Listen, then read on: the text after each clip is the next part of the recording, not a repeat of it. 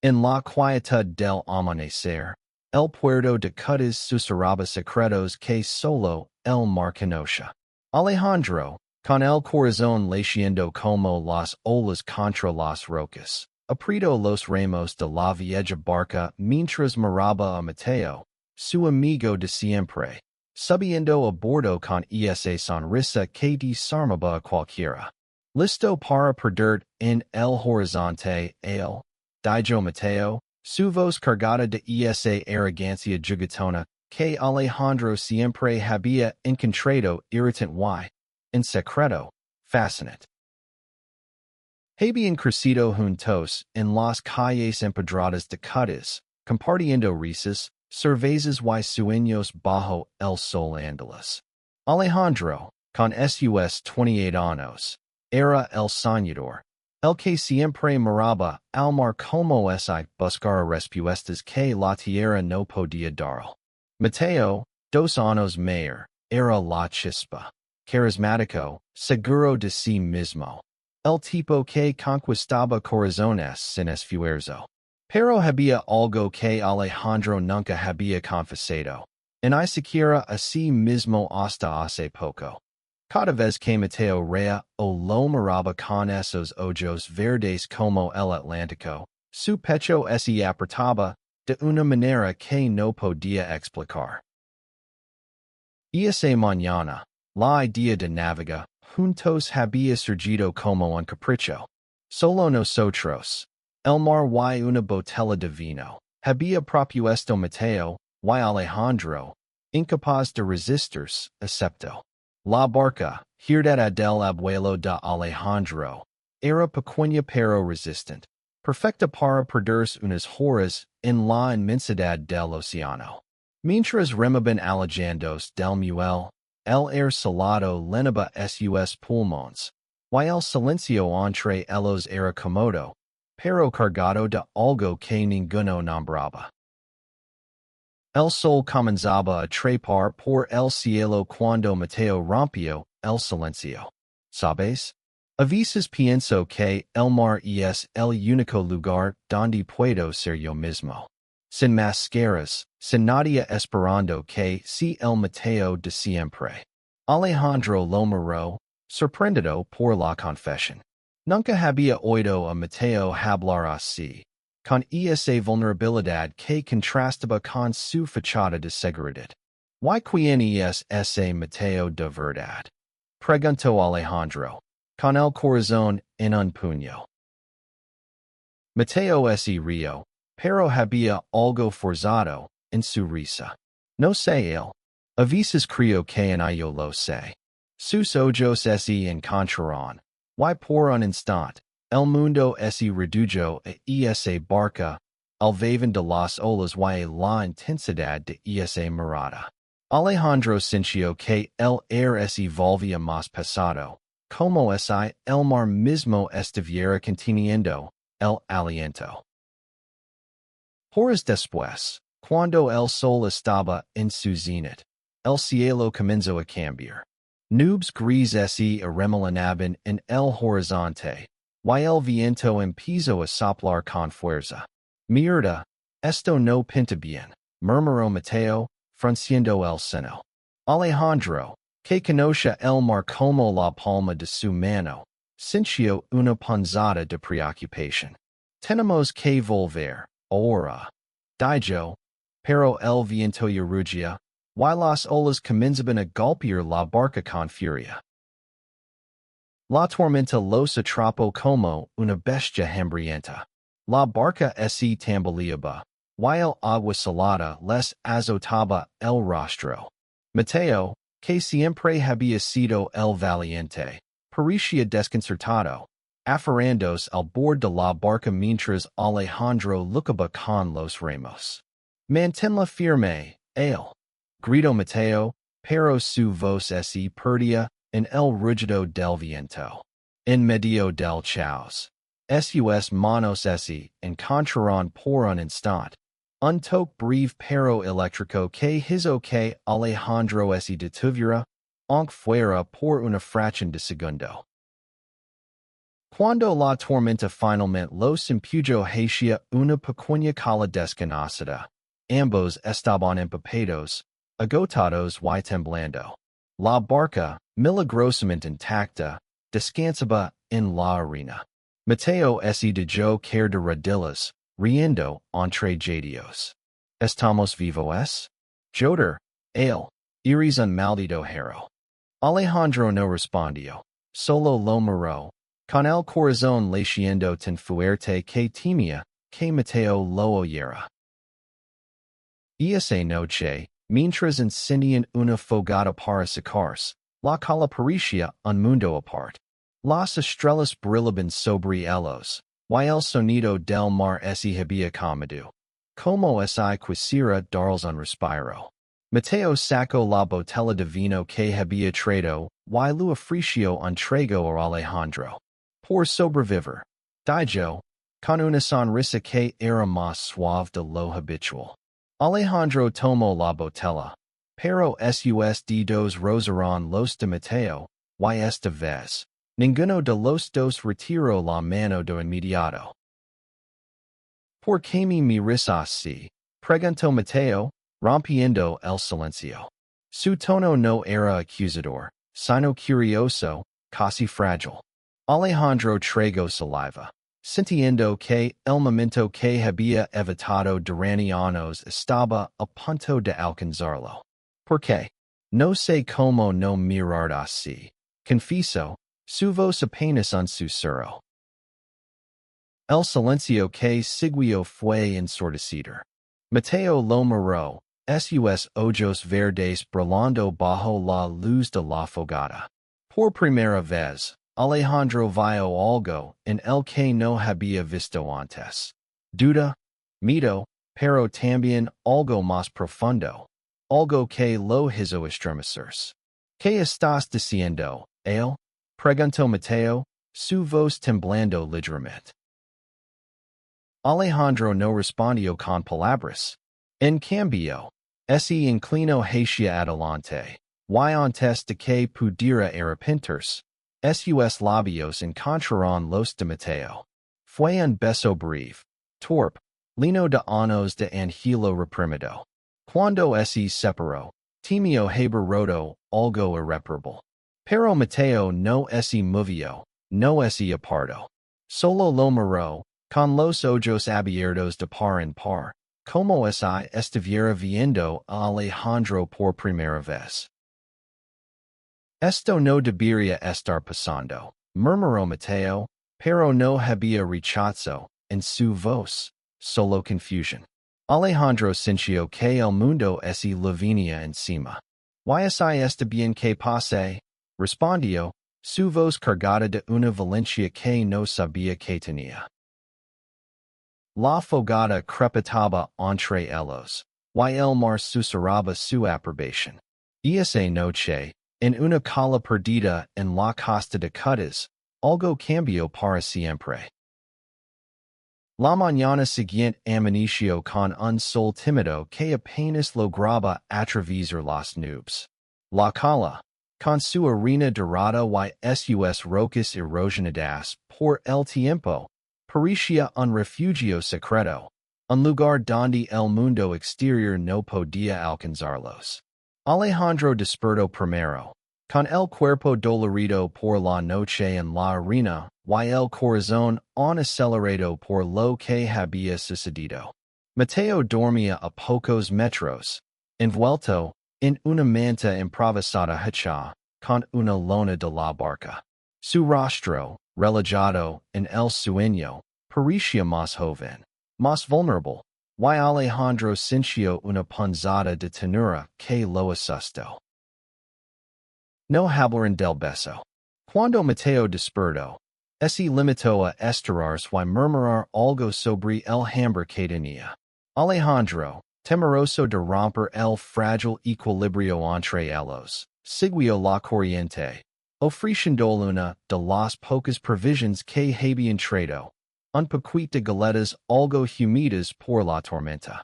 Mientras comían en silencio, el mar lamía suavemente la orilla, como si quisiera recordaros que on estaban a su merced.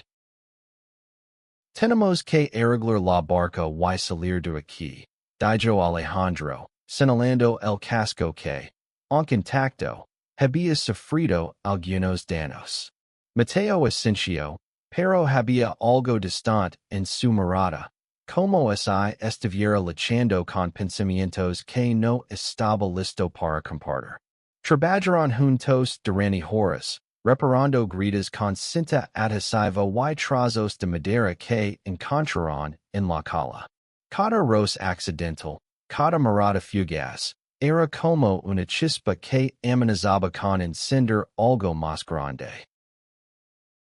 Por la tarde, con la barca en mejor estado, decidieron explorar la cala en busca de una salida. La costa era escarpada, con acantilados que se alzaban como guardianes imponentes. Mientras caminaban, Mateo rompió el silencio. ¿Por qué lo hiciste, él? Lo de anoche. Su voz era baja, casi un susurro, pero había una urgencia en ella que hizo que Alejandro se detuviera. ¿Por qué no podía seguir guardándolo? Respondió Alejandro, sintiendo que cada palabra era un paso hacia un precipicio. Levo años sintiendo esto, Mateo. ¿Why pense? Pense que tal vez tú también. No terminó la frase, porque la mirada de Mateo lo detuvo. No era enfado, en I rechazo, sino una mezcla de confusión y algo que Alejandro no podía descifrar. Yo no sé qué siento, admitió Mateo, pasándose una mano por el cabello. Siempre he sido el tipo que sabe lo que quiere. ¿Sabes? Las chicas, las fiestas, la vida fácil. Pero contigo, Joder, él, contigo todo es diferente. Sus palabras eran torpes, pero sinceras, y Alejandro sintió una esperanza frágil crecer en su pecho. Y esa noche, mientras compartían otra fogata, Mateo se acercó más a Alejandro. No hablaron, pero cuando sus hombres se rozaron, ninguno se apartó. Fue Mateo quien, en un impulso, tomó la mano de Alejandro. Sus dedos se entrelazaron, y por un momento, el mundo entero pareció detenerse. No sé qué significa esto, murmuró Mateo, pero no quiero que termine. La cala, con su aislamiento, se convirtió en un refugio donde podían ser ellos mismos, lejos de las expectativas del mundo.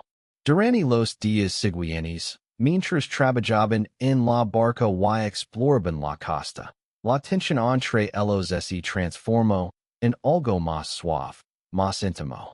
Las risas volvieron, pero ahora estaban cargadas de un nuevo significado. Cada mirada, cada roce, era una promesa tachida de que estaban cruzando una línea de la que no había vuelta atrás. Pero el mundo real no tardó en alcanzarlos. Una mañana, mientras revisaban la barca, escucharon el sonido de un motor a lo lejos. Era un bote de pescadores, probablemente de algún pueblo cercano. La realidad se discernía sobre ellos como una sombra. ¿Qué hacemos cuando volvemos? Preguntó Alejandro, con la voz cargada de miedo. Mateo lo miró, y por primera vez, no había duda en sus ojos. No lo sé él, pero no quiero perder esto. No quiero perder. Cuando los pescadores los encontraron, les ofrecieron llevarlos de vuelta a Cádiz. La barca, aunque reparada, no estaba en condiciones de navegar largas distancias. Mientras subían al bote, Alejandro y Mateo se miraron, sabiendo que el regreso a la ciudad significaría enfrentar no solo a sus familias y amigos, sino también a ellos mismos. El regreso a Cádiz fue un torbellino de emociones encontradas. El bote de los pescadores olía a sal y reeds húmedas, Y mientras el puerto se acercaba, Alejandro sentía que el peso del mundo real lo aplastaba. Mateo, sentado a su lado, mantenía la mirada fija en el horizonte, como si quisiera retrasar lo inevitable. Habían pasado días en la cala, días que parecían un sueño, pero ahora la ciudad los esperaba con sus juicios y sus normas. En el muelle, los recibieron con abrazos y preguntas. Los amigos de siempre, los vecinos, incluso algunos familiares de Alejandro que habían oído de su desaparición, y agolparon alrededor. Pensemos que os había tragado el mar, exclamó Lucia, la hermana mayor de Alejandro, con lágrimas en los ojos. Mateo, con su carisma habitual, bromeó sobre la aventura, pero Alejandro notó que su sonrisa no llegaba a sus ojos. Esa noche, en la casa de Alejandro, intentaron retomar la normalidad. Compartieron cervezas con amigos en una terraza del barrio, pero la tensión entre ellos era palpable. Cada vez que sus miradas se cruzaban, Alejandro sentía un nudo en el estómago. ¿Qué significaba lo que habían vivido? Era solo un momento fugaz, producto del aislamiento y la adrenalina. O algo más profundo. Mateo se excusó temprano, diciendo que necesitaba dormir. Alejandro lo siguió hasta la calle, incapaz de dejarlo ir sin hablar. Mateo, espera, dijo, deteniéndolo bajo la luz de una farola. No podemos fingir que no pasó nada. Mateo se giró, y por un instante, su rostro mostró una vulnerabilidad que Alejandro nunca había visto. No estoy fingiendo él. Pero, ¿cómo se supone que sigo después de esto? Todo el mundo espera que sea el mismo Mateo de siempre. Mi familia, mis amigos. No sé si estoy listo para decepcionarlos. Alejandro sintió que el suelo se desvanecía bajo sus pies. ¿Y yo? ¿Qué soy para ti? Preguntó, con la voz quebrada. Mateo no respondió de inmediato. En cambio, dio un paso hacia él. Y por un momento, Alejandro pensó que lo besaría allí mismo, en medio de la calle. Pero Mateo solo apoyó una mano en su hombro y dijo, dame tiempo él. Solo. Dame tiempo. Los días siguientes fueron una tortura. Mateo se volvió distante, respondiendo con mensajes cortos y evitando encontrarse solas. Alejandro, atrapado entre la esperanza y el dolor, comenzó a dudar de todo. ¿Había imaginado la conexión entre ellos? ¿Era posible que Mateo, el hombre que siempre había parecido tan seguro de sí mismo, estuviera tan perdido como él? Una noche, incapaz de soportar la incertidumbre, Alejandro fue a casa de Mateo. Lo encontró en el balcón, fumando un cigarrillo, algo que raramente hacía. No puedo seguir así, dijo Alejandro, sin preámbulos. Necesito saber qué sientes, Mateo. ¿Por qué esto me está matando? Mateo apagó el cigarrillo y lo miró, sus ojos brillando bajo la luz de la luna. No es que no sienta nada, él. Es que siento demasiado. Y no sé cómo manejarlo. Por primera vez, Alejandro vio lágrimas en los ojos de Mateo. Siempre he sido el tipo que sigo las reglas, ¿sabes? El que hace lo que se espera. Pero contigo quiero ser otra persona. Y eso me atera. Alejandro dio un paso hacia él, sintiendo que el abismo entre ellos se estrechaba. No tienes que ser nadie más, dijo, con la voz temblorosa. Solo tienes que ser tú. El Mateo que six en esa cala. El que no tenía miedo de sentir. Esa noche, por primera vez, Mateo no se apartó.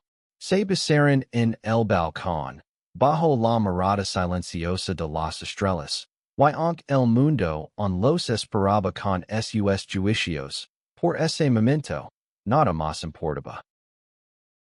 El amanecer trajo consigo una claridad que Alejandro no había sentido en semanas.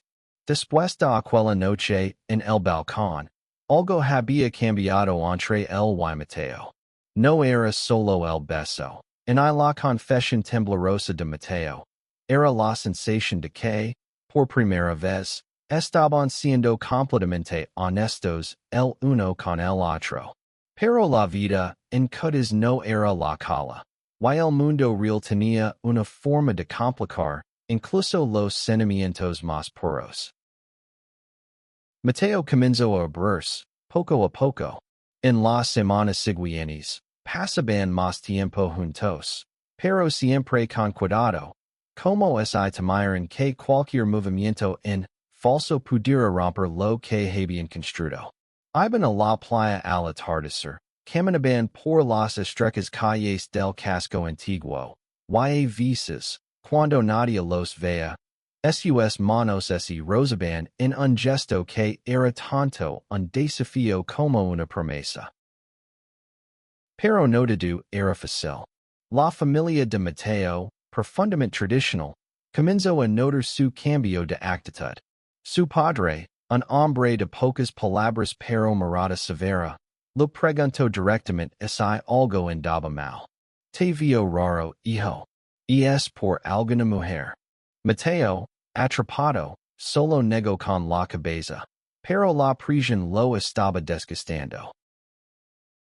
Alejandro, por su parte, había hablado con Lucia, su hermana, quien siempre había sospechado sus sentimientos por Mateo.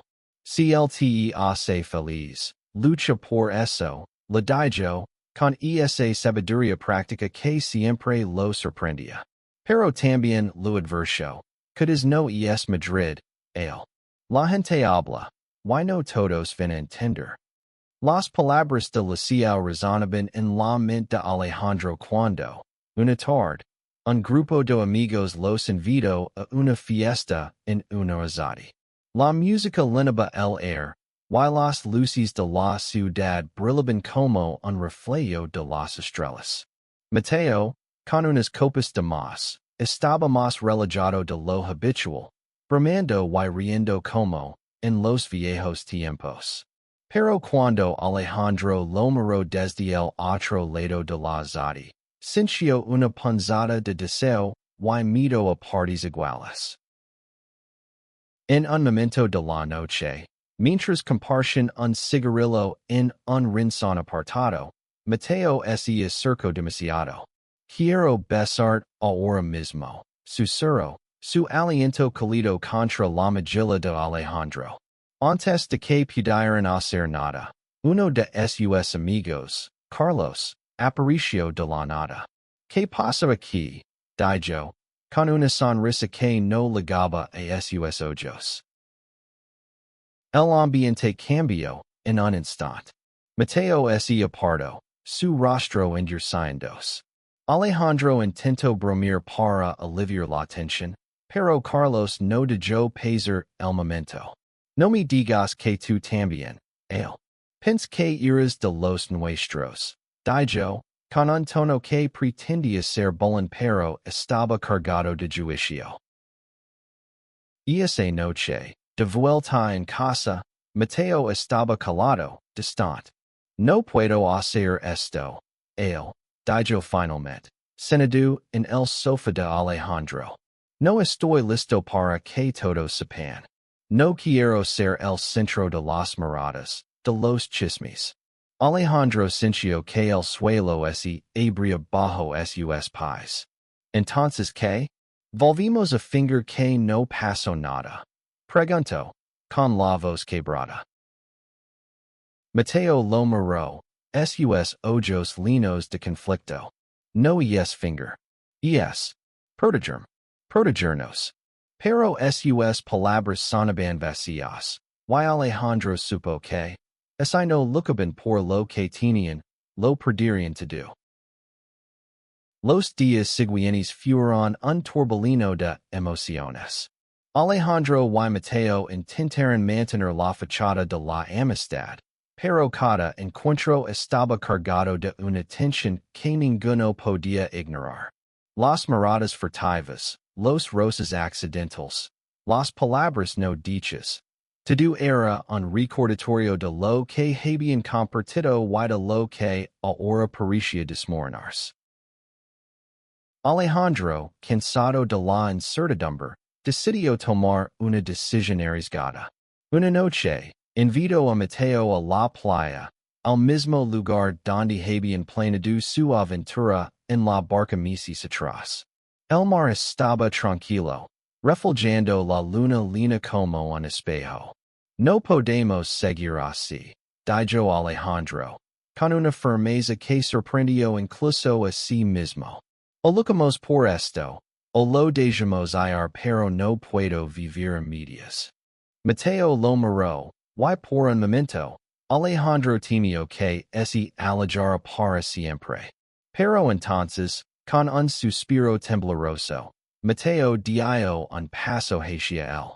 Tienes razón, dijo. Me he pasado la vida intentando ser lo que los demás esperan. Pero contigo quiero ser yo.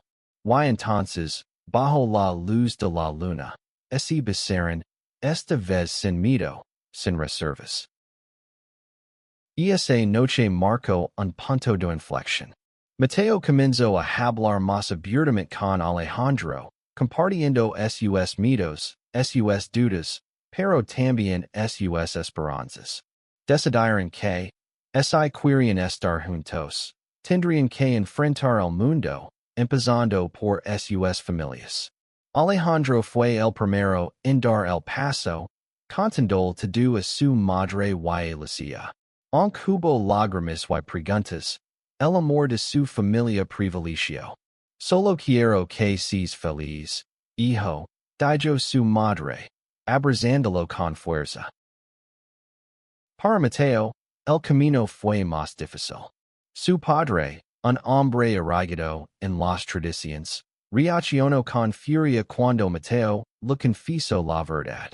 Esto no es lo que se espera de ti. Gritó, y sus palabras resonaron en la casa como un trueno. Mateo salió esa noche, destrozado, y buscó refugio en casa de Alejandro. Por primera vez, Alejandro lo vio romperse, llorando como un niño mientras hablaba de la prisión de ser alguien que no era.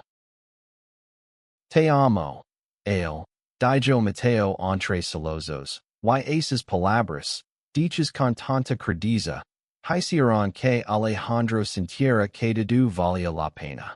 Lo abrazó, prometiendo que no estarían solos en esto, que juntos podrían enfrentar cualquier cosa. Con el tiempo, Alejandro y Mateo encontraron una rutina que, aunque frágil, les daba esperanza. Decidieron ser discretos en público, pero en privado, su relación florecía.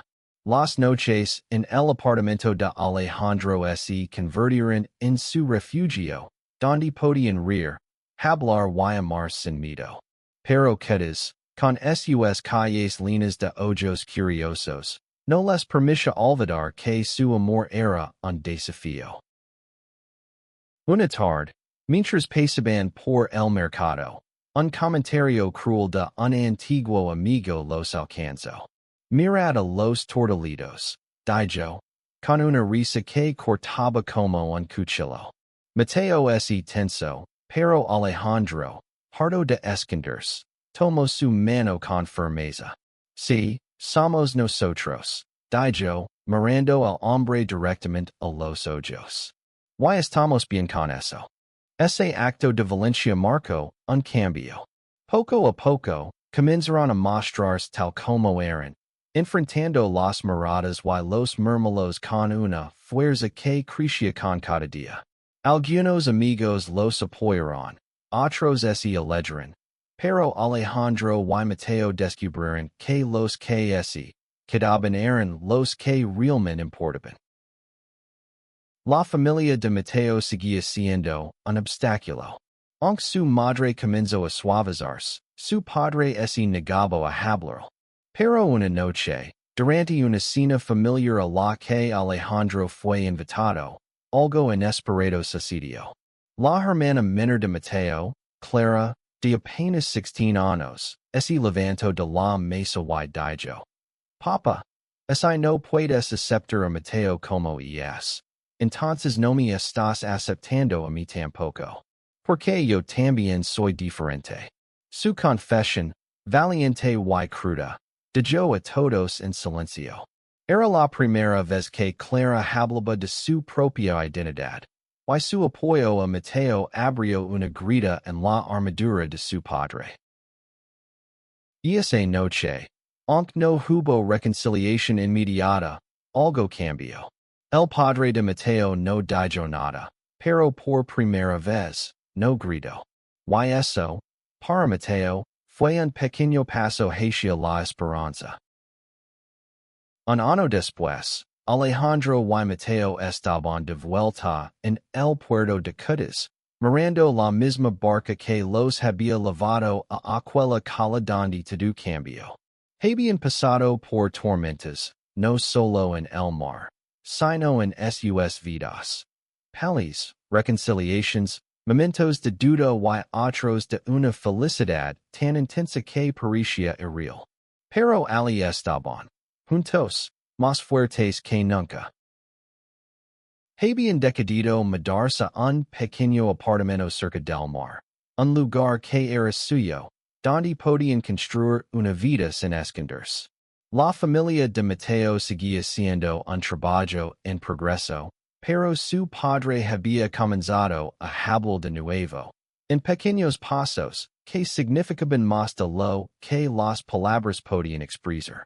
Clara, ahora una aliada inseparable, los visitaba a menudo, llenando el apartamento de risas y sueños de un futuro más libre. Una tarde, mientras el sol se ponía, Alejandro y Mateo decidieron navegar de nuevo. Esta vez, no había tormenta en el horizonte, solo un mar tranquilo que parecía celebrar su amor. Mientras remaban, Mateo tomó la mano de Alejandro y sonrió. Sabes, él, nunca pensé que encontraría mi lugar en el mundo. Pero lo encontré. Y eres tú. Alejandro sintió que las lágrimas le quemaban los ojos, pero no los dejó caer. En cambio, se inclinó y lo besó, con el mar como testigo. Habían enfrentado el miedo, el juicio y sus propios demonios, y aunque el camino no había sido fácil, cada paso había valido la pena. El mar, que una vez los había atrapado en una tormenta, ahora los mecía suavemente, como si aprobara su violencia. En Cádiz, bajo el cielo andaluz, Alejandro y Mateo escribieron su propia historia, una que hablaba de amor, de lucha y, sobre todo, de la libertad de ser quienes realmente eran.